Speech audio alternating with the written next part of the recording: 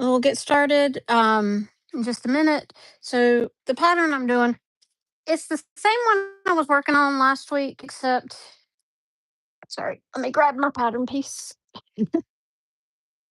Except last week I finished this bag. Now I didn't finish it all on camera, but I did finish this bag last week that has the exterior zipper pocket with two slip pockets, and of course your opening for your water bottle and everything here. Well, I'm making one for my younger daughter, um, who is 9. She doesn't need all the pockets and everything like me and my teenager do. Excuse me, for like phones and stuff like that. So I'm making her one that is just the water bottle portion. And last week I said I would go over how to attach the rounded bottom. So in this case, where did it go? This is my rounded bottom. Of course, I'm holding it upside down. It's a very cute little Pokemon print. Um, and I'm going to go over how to attach this to basically a tube and putting this on the bottom of the tube and what you could do to make that easier. Now, one thing I will go ahead and make sure you do, if you've noticed, I've got little hash marks at the 4 points. You need that for the exterior and interior pieces. And if you notice, it's a little wrinkly because I did press on my Peltex to this. But what I'm going to do right now before I get started is I'm going to go ahead and stitch from the Peltex side and stitch at the very edge of my Peltex. So while I'm turning this bag, my Peltex doesn't dislodge itself and it adds a little more security. Hey, Melody. I'm still doing it. It was a little inconsistent for a while because of Girl Scout cookies. I'm still doing them. I should be doing them for the next 2 weeks after this, but then I'll have about a 2-week break because I'll be at Epic Universe for my daughter, or a week or two. I don't remember exactly if I'll be back for the Wednesday to do a live afterwards or not. But I'm here. And like I said, it was Girl Scout cookie season kind of wore me flat. Doing 14, 16 hours of cookie booths every weekend kind of wore me out. So I am, for those who've done this is the H2O to go sling bag by Linds Handmade. Like I said, I made the very first, I've had this pattern since it came out, years, and didn't make one till last week.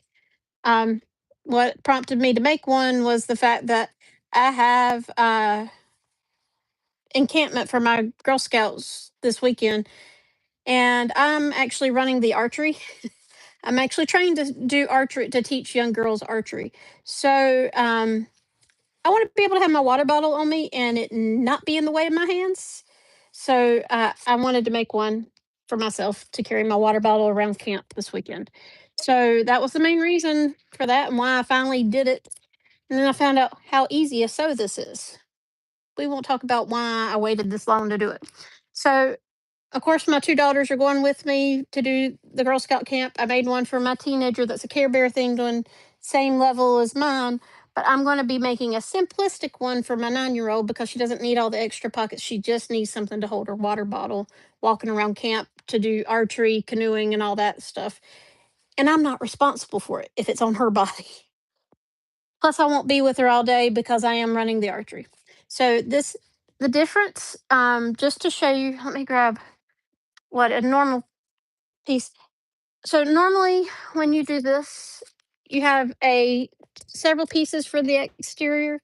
You have the exterior and then you have the pieces that make up the pocket. Whereas when you do it just with no pocket, you basically cut out 2 pieces of lining, except your exterior is going to be a little longer than your lining piece because you don't want a saggy bottom. I mean, you don't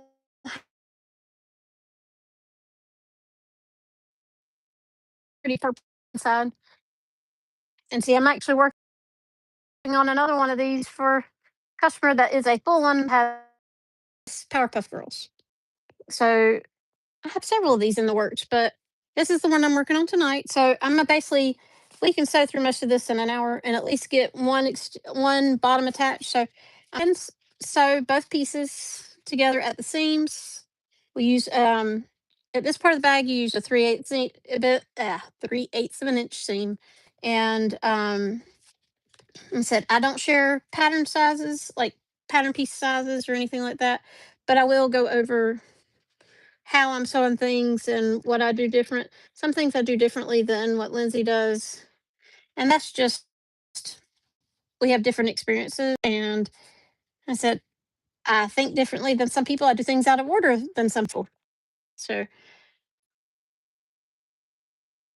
but glad to see everybody here tonight. If anybody has questions, feel free to ask. And in case you're wondering, I've already made my strap and I'm using rose gold hardware for this. Now, the only thing is this without me giving her a pretty pocket, I don't get to use the zipper pull I'd actually pulled out, which was a rose gold Evie, but that's okay. This is the strap. As you see, I've already made my strap. This is the strap for her. No, I'm not a hoarder. This is a sewing room. And that's a rude question.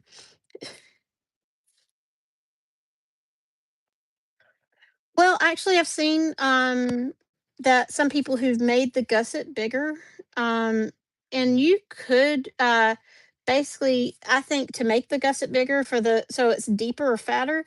What you can do is you could add strips to either side of the zipper to make your zipper however wide you want to make it instead of because a zipper is a um, inch number five zipper is actually a inch and a quarter wide, and so when you sew it, it'll be 3/4 of an inch wide when you use a 1/4 inch seam allowance. So that pocket's 3/4 of an inch deep. If you were to add like a half inch, not half inch, a 3/4 inch piece of fabric on each side, that would be adding a half inch on each side extra, if that makes sense. And so you could add make it, and then you can make your gusset to match how wide your zipper is, if that makes sense. I said it's something you'd have to play with. So it's I probably wouldn't do two separate pieces. I just would do one piece on the side of the zipper. So in other words, if you want it an inch deeper, add an add a inch piece. I wouldn't add it, make it really wide because otherwise you're going to end up with this pocket that's like this far out.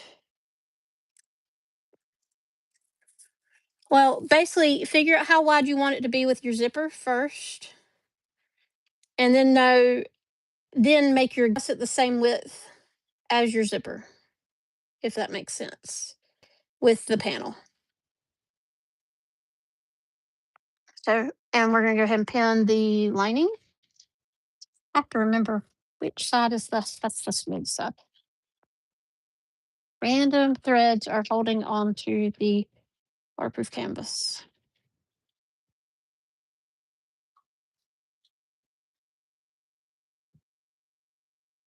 And yes, it may look like I'm a hoarder here, but if you were to look in this is all of my sewing room. It's organized chaos, but I said it's a little bit of a rude question, but no, this is lots of fabric, some things that are in the process of being made.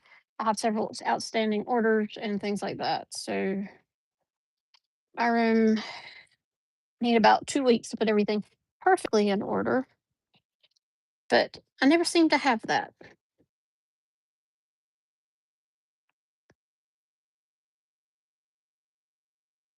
So we've got our two pieces pinned. So for the lining, you want to leave yourself a big enough hole to turn it. So sew here and then sew here, and then the exterior you sew all the way up, and then you're gonna mark your centers down at the bottom.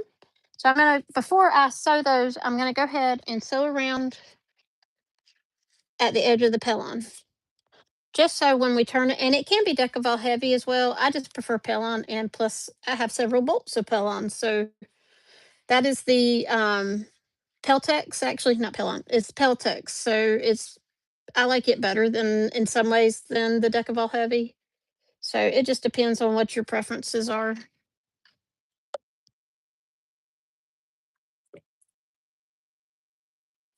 And if I seem a little flustered, I've been doing my daughter's scans all day at the hospital, doing MRI. So I've been up since 5 o'clock this morning. So it's already been 16 hours I've been awake. So yeah, So if I sound a little nonsensical, that would be why. But I'm trying to stay pretty good on that regards. And if you're wondering, this is the I am using a variegated because I do like the contrasting thread on my bags. And this is the fairy floss from Lizardry Stitchery. Or if you go to their website, skeekyhardware.com, that's my favorite place to get all my variegated sewing threads. And I use a bunch of them. So probably use the fairy floss or the unicorn mane more than anything. I just used a bunch of the, I can't think what it's called, the variegated blue that I used on my toothless bag recently. I used the unicorn mane on a sling bag for my husband and my daughter for our trip down to Universal. I made my husband Universal Monsters and my younger daughter the princesses.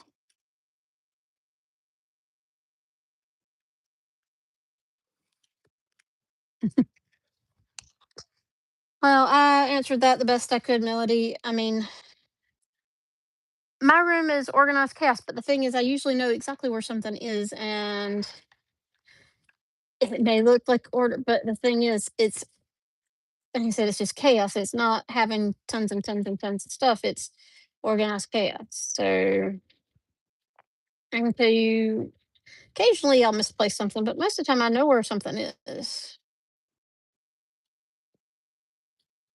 The thing that gets lost in here is actually the remotes, not my fabrics. That's besides the point. Which is why my remotes have Velcro on the back of them so I can stick them to my sewing table, but they don't always make it back there. I can tell you one of them's on the floor at the moment at my feet.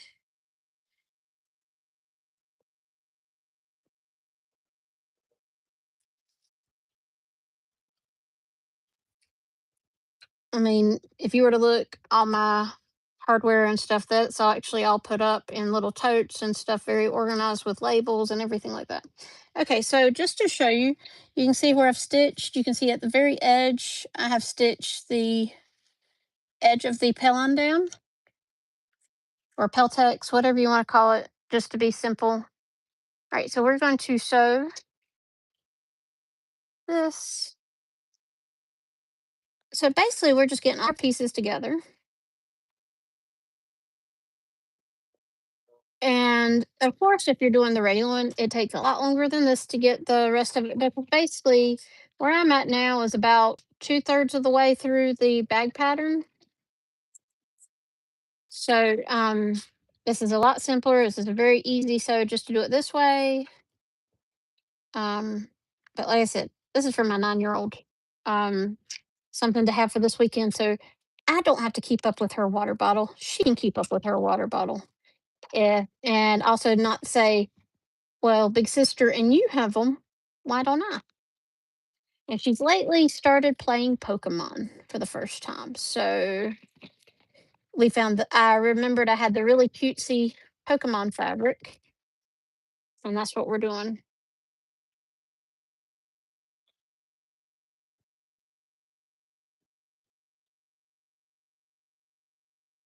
So I've sewed both my side seams.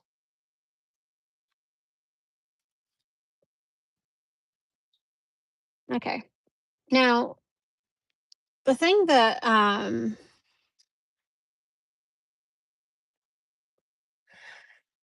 well, the thing is, like, if I were to show you, here's a small thing of my zipper pulls. And I say a small thing, this is a small one. I have like 7 big ones. Everything's labeled. These are my non-inspired zipper pulls. But if I were to pull out one of my big ones, and the thing is, it's right here at my sewing machine just because I know where my pulls are and where I'm usually pulling them from. So if you see, they're all labeled by what they are and everything like that. So I do occasionally have to organize myself, but my fabric, I actually know where most of that is. Like, I had somebody who said, "Do you have Powerpuff Girls?" I was like, "I know exactly where that fabric is." Had to dig it out, but I knew where it was. So it's just one of those things that with that and everything. So what we need to do here is we mark our centers. So of course the seam is going to be one center. Yeah, I'm gonna be doing Girl Scout camp all weekend, and I'm probably gonna come back sore on Monday because I'm doing archery all day Saturday.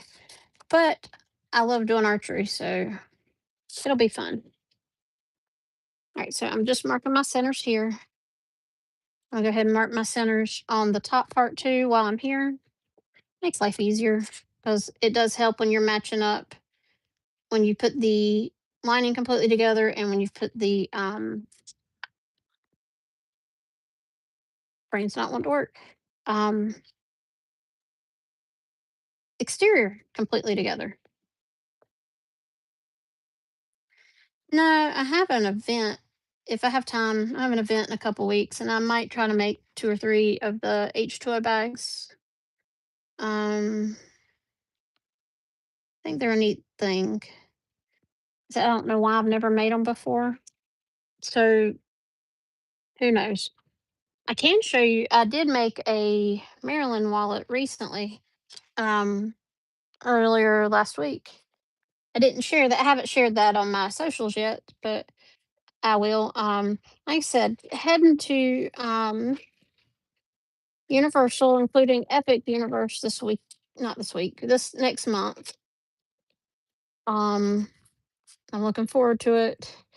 And of course, I'm very in, interested in the Universal Monsters and the Super Nintendo. But probably what I'm most interested in is the How to Train Your Dragon Land because I'm a huge How to Train Your Dragon fan. Have been since it came out over 15 years ago.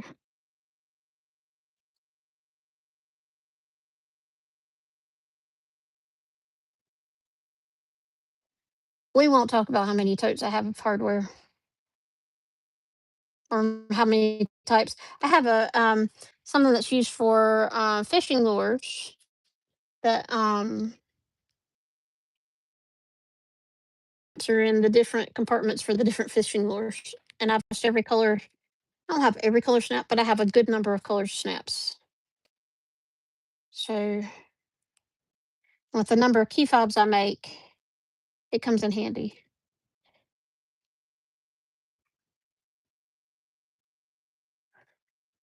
And as I've said before, I do use a Sharpie to mark my centers. I mean, who's going to see it down in the seam allowance?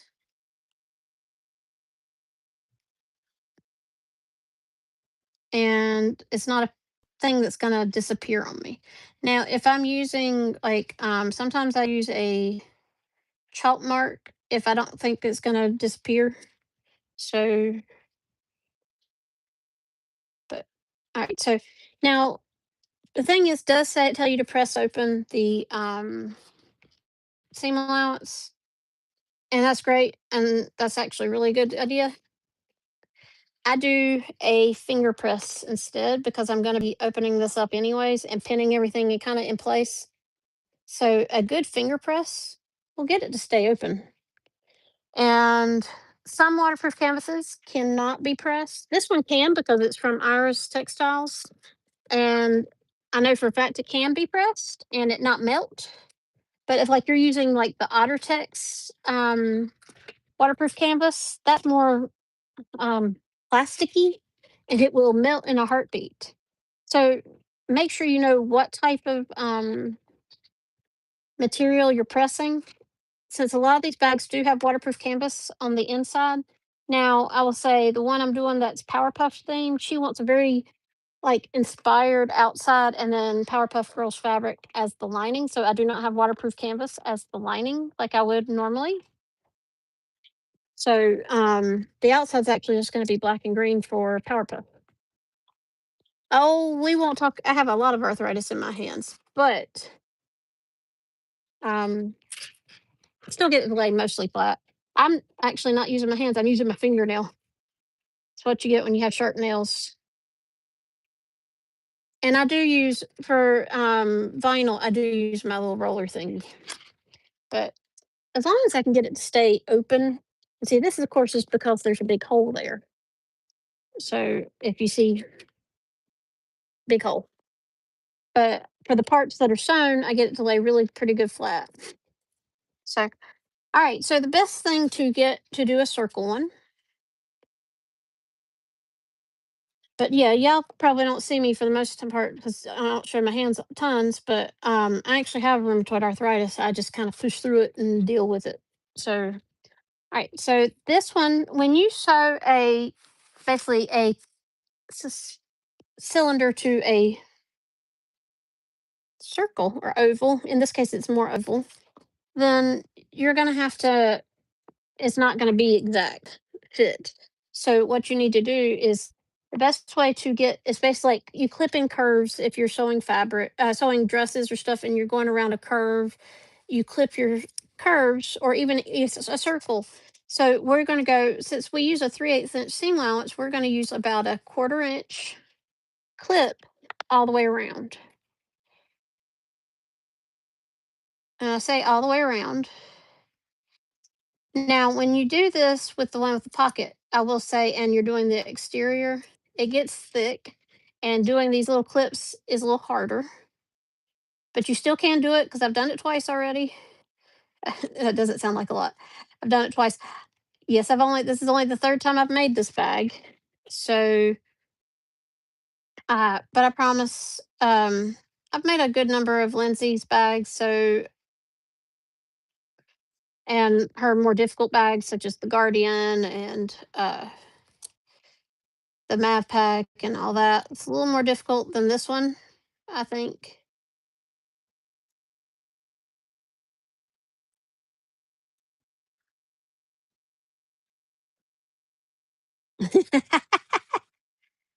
Well, I will be 45 in June, so I'm not past a certain age, but I've had rheumatoid since I was 30. So definitely can tell a difference in the last 10 years, but I try to keep going. And like I said, I'm just taking this and clipping, and I'm going to do this both to the exterior and the interior. And I do it both at the same time, because that means I don't have to stop and clip later. And I will pin both of them, the bottoms to them. And I will say this, if you're not using a vinyl and you don't have a problem using pins, use pins instead of a clip because these curves will like to shift on you. And when there's a straight pin, it's less likely to shift on you than if it has a clip because I've had clips pop off.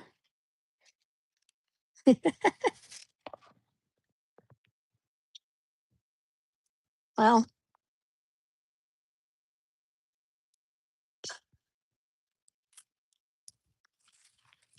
but the one I did last week, I actually mistakenly, I was like, "Oh, I don't need to pay attention to the pattern." Only the second time I'd done it. Instead of clipping the little cylinder, I clipped the bottom and I went, "Why is it not fitting together right?" Oh, I need to clip. So I actually had clips on the cylinder and on the oval. Now I do use the tiny staples. I don't. I like that more when I'm doing a vinyl bag, and especially that exterior of this bag, it gets to be very thick, and those little tiny staples go, "Ha! I ain't gonna stay." So it's not even worth it. So I am just clipping all the way around. I said about somewhere between an eighth and a quarter of an inch.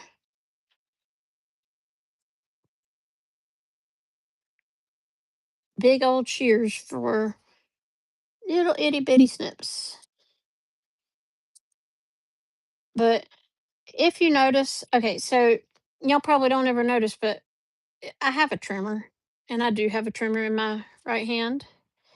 So if y'all ever watch me on video and you see that, that's nothing. That's I've had that since I was 19. So it doesn't bother me. But if you notice when I do cuts like this, I do rest my scissors so I don't have shaky. Um, things you learn when your body does. I always loved when I used to work in the lab and had to train somebody new on pipettes, and they're like, "Are you okay?" Because I'd shake so much. I'm like, "Yep, completely fine." Drop little minuscule drops and exactly the right spot. So you learn how to do that.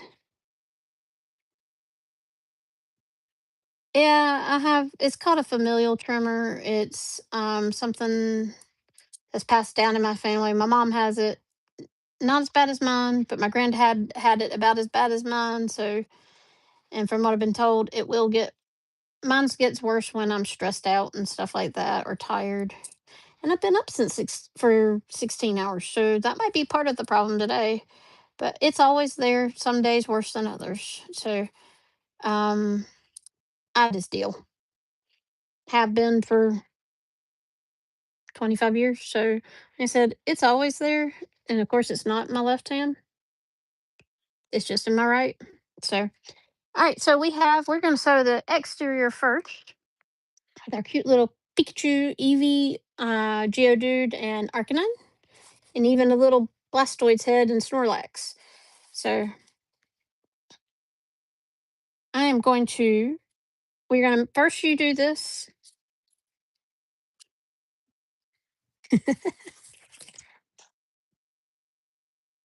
That's funny. I could. So we have, as you saw, we marked our center marks on here. So we're going to mark up our centers, top and bottom, and I will go ahead and pin those in place.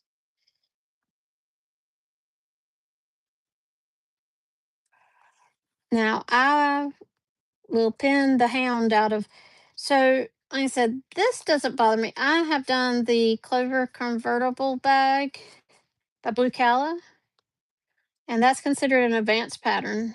And it has a um, train case on the bottom of it that has a circular bottom, and you have to bind it. So if I can handle that, this is nothing. So that's why I said this is not hard. This is just taking your time. Don't rush it. Y'all probably will see me shake more when I'm doing stuff like this. But we're gonna pin this in place all the way around. And we're gonna pin them both, and then we'll sew them both. And then it's just attaching them together and flipping it right side out and doing the top stitching. We're done. Other than adding the D rings, I haven't done the D rings yet. And pattern calls for D rings. I don't use D rings. I use triangle rings, and I'll show you right now why. A D ring, you have of course, you have a D, and it goes around this, and it's just a big open thing. And your strap can move all up and down and around, especially if you have a swivel clip. Here, my I haven't stitched my D-ring piece, but this is the piece that goes through. So I've got one sewn for Powerpuff one, just to show the strap connector is right there, and there's swivel clip, and it doesn't move. It doesn't rotate in the fabric. I have tons of D-rings. Don't tell me I don't. I have tons of D-rings, and there are some bags that you need the D-rings and not the triangle rings. However, I prefer the for straps, just attaching a strap. I want the triangle rings, and that's just over time. I have found that is the better.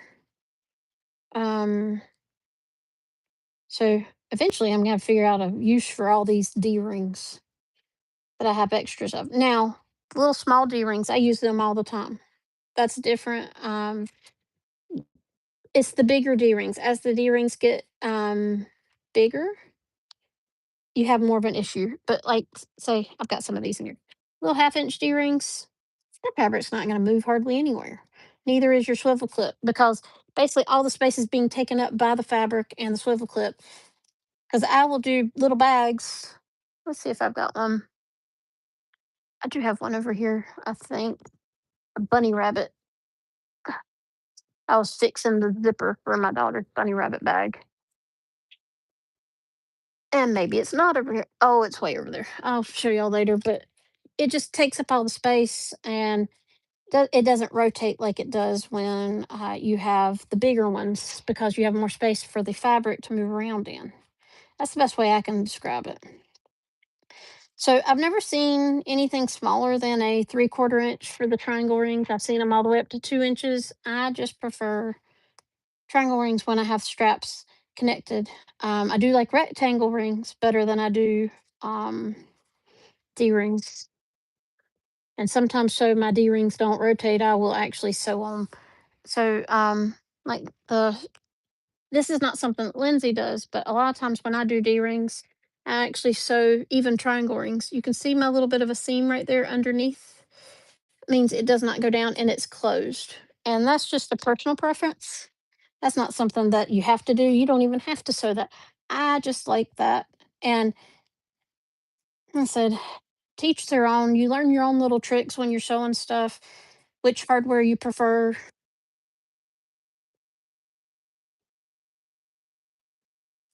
I said, there's some certain ones that I use D rings, but certain patterns, triangle rings don't work at all. Sometimes you have rectangle rings because you have straps that don't detach. Um, Instead of in other words, your bag is permanently attached. And I have one like that that I use a lot. That's I used to carry like my projector for Girl Scouts, or even I have one I've made for my gaming stuff. That it actually, the strap, you actually do rectangle rings and you attach the strap at the very end, and it's permanently attached. You can make it the other way with like rectangle rings, or I mean rectangle D rings, and where you have a strap that can be taken off. But some bags, it's better, like they're messenger bags or laptop bags. I think it's better to have the rectangle rings because that adds that support, that permanent support. And because it's going to be bearing more weight than a lot of things. And I just flung a pin somewhere. When I pinned one thing, another pin flew out at me. So, and thank you, Melody, for that.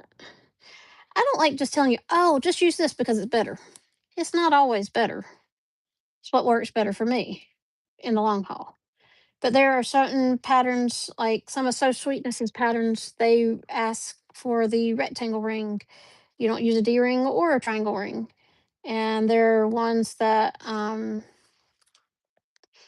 I know I have done for